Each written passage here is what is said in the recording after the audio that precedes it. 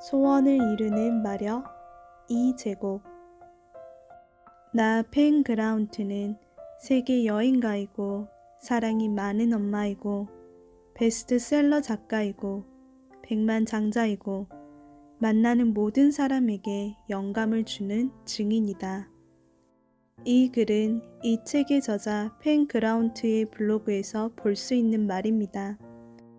실제로 그녀는 아이를 키우는 싱글맘이고 16권의 책과 한 편의 TV 드라마를 쓰는 잘 나가는 작가입니다.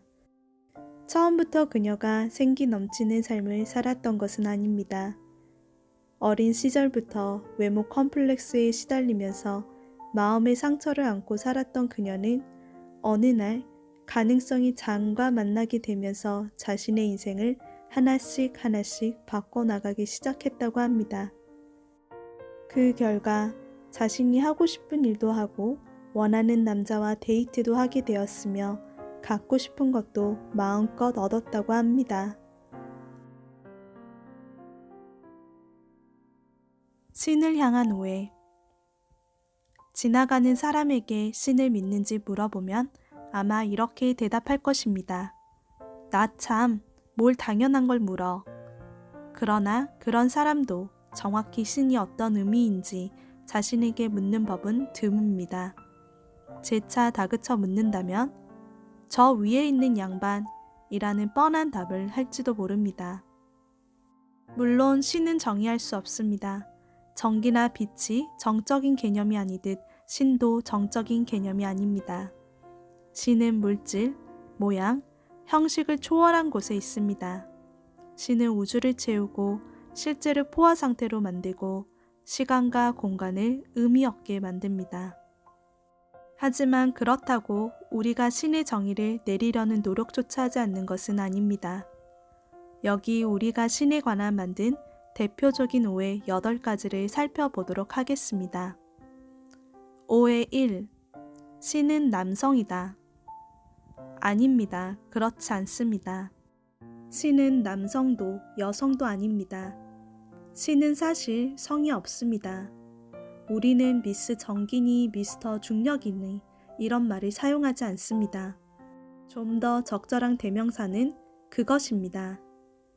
가능성의 장은 우주를 달리는 힘의 장이고 꽃을 기르고 상처난 무릎에 딱지를 앉게 하고 온전함을 위해 끊임없이 밀어붙이는 에너지원입니다. 신은 우리와 함께 있고 생각과 행동이 이 세상을 창조한다는 사실을 우리는 알고 있습니다. 오해 2. 신은 너무 바빠 사실 나에게 신경 쓸 겨를이 없다. 천만의 말씀입니다. 우리는 신을 제대로 볼 수 없지만 신은 항상 저희를 보고 있습니다. 그래서 당신이 계명을 따르지 않거나 그 계명을 깬다면 하느님은 몰래 천사를 내려보내 당신의 머리를 때릴 것입니다. 오해 3. 신은 편애한다. 아닙니다. 가능성의 장은 누구나 공평하게 이용할 수 있는 힘의 장입니다. 가능성의 장을 특정한 소수에게만 주어진 특별한 능력이 아니라 우리 모두의 내면에 있는 자연스러운 능력입니다. 사실 예수가 가장 먼저 가르친 교훈도 바로 이것입니다. 하느님은 당신 안에 있습니다.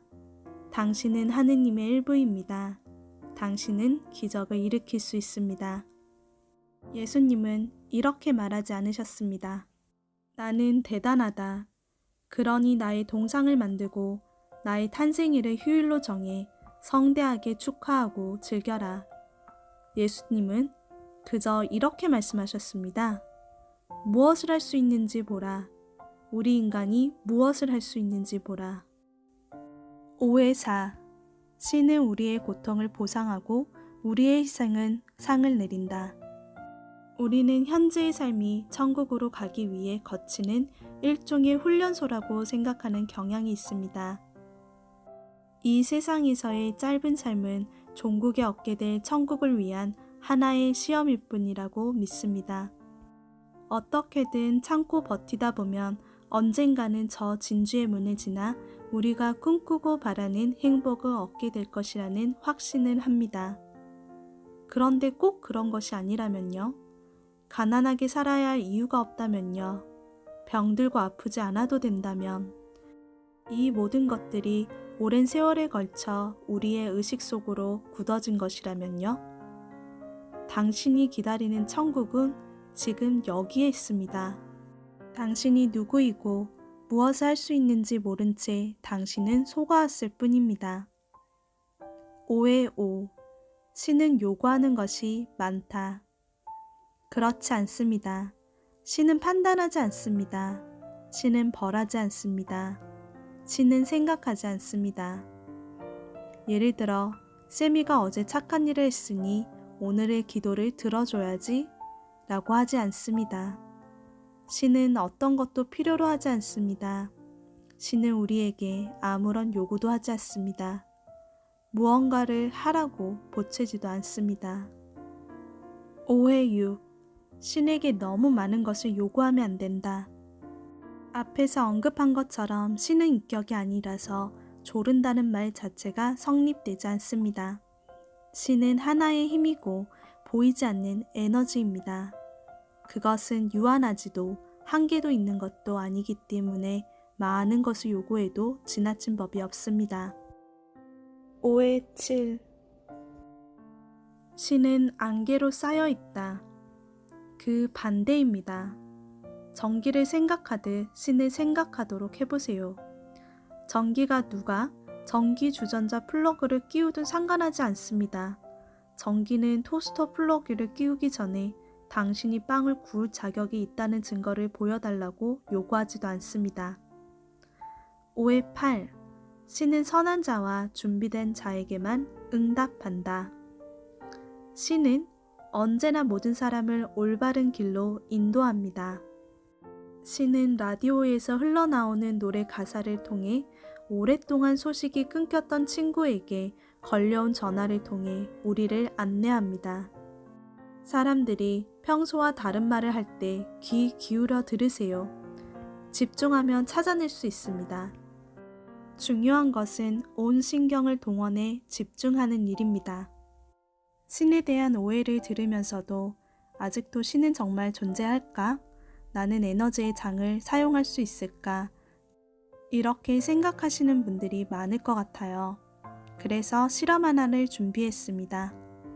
이 실험은 전지전능하고 완벽한 신의 증거를 찾는데 48시간을 쓸 것입니다. 첫 번째, 우선 신에게 축복을 빌거나 뜻밖의 선물을 요청해 보세요. 당신은 신에게 48시간을 주고 흔히 받을 수 없는 선물을 보내달라고 요구하면 됩니다. 예를 들면 편지에 동본된 깜짝 수표나 옛 친구가 보낸 카드 같은 전혀 예상치 못하는 것을 말입니다. 축복의 내용은 구체적으로 말할 필요는 없습니다. 단지 분명하게 정의된 요구와 구체적인 시한만 제시하면 됩니다.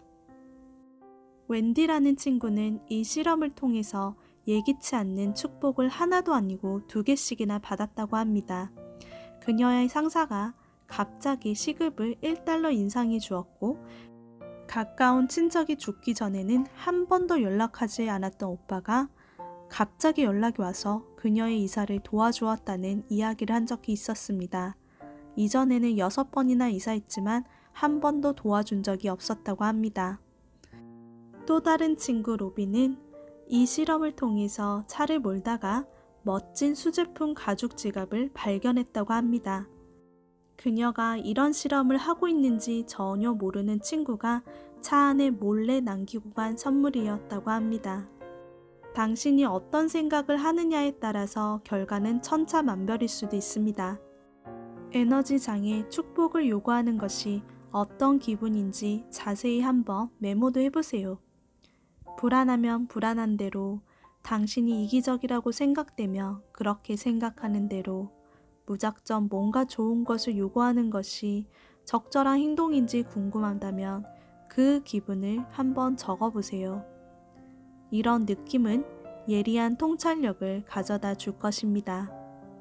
내가 과연 이 선물을 받을 자격이 있는지 의심이 들지도 모릅니다.